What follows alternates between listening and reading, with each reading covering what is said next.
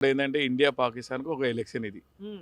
వాస్తవం చెప్పాలి India Pakistan. Okay. ఇవాళ ఇక్కడికి ఒక పార్టీ నుంచేమో పాకిస్తాన్ తరపున, ఆ! ఇంకో పార్టీ ఏమో 10 ఏళ్ళు ఏగి చేసిన వ్యక్తి, ఆ! ఇంకోటేమో దేశం కోసం ధర్మం కోసం పోరాడుతూ 18 గంటలు పని చేస్తూ హ్మ్. హ్మ్. దేశం నాలుగు మూలలా మన ఇండియా హ్మ్. ఇండియా గురించి పాకులాడుతున్నటువంటి వ్యక్తి గురించి మనం ఆలోచన చేయాల్సిన పరిస్థితి ఉంది ఈరోజు. ఓకే. ఓకే.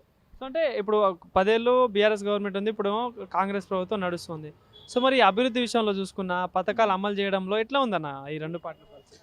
పథకాలు అన్నది రాష్ట్ర ప్రభుత్వం పూర్తిగా విఫలమైంది. హ్మ్. గత ప్రభుత్వంలో కూడా కేంద్రం ఇచ్చిన పథకాలే, కేంద్రం నుంచి వచ్చిన నిధులతోనే పథకాలు అమలవుతున్నాయి. ఓకే. ఆ! కేంద్రం గురించి ఎప్పుడు చెప్పరు. ఆ! ఈరోజు మనం ప్రతి పేద కుటుంబానికి గత 6 ఏళ్ల నుంచి సన్నబియ్యం విషయంలో కేంద్ర ప్రభుత్వమే ఇస్తున్నది. ఓకే.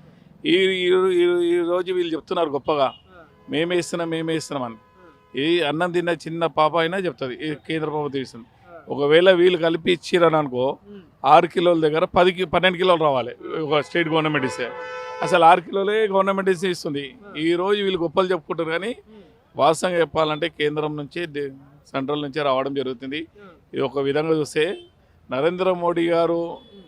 జీడిపి రోజులో మరి ఎంత విధంగా ఇది చేస్తున్నారో అందరికీ తెలిసిన విషయమే. హ్మ్. ఈరోజు వాస్తవంగా చెప్పాలంటే ట్యాక్స్ విషయంలో 12 లక్షల వరకు ఫ్రీ చేసారు. హ్మ్. మళ్ళా ట్యాక్సీ మొత్తం అనేది కొన్ని సరుకుల మీద, నిత్యావసర సరుకుల మీద తీయడం జరిగింది. హ్మ్. వాస్తవంగా చెప్పాలంటే ఈరోజు మనం ఒక్క వర్గానికి అని అంటున్నాం. నిన్న కాక మొన్న మన రేవంత్ రెడ్డి గారు అన్నారు ఒక మాట, బ్రహ్మాండంగా చెప్తున్నాడు. హ్మ్.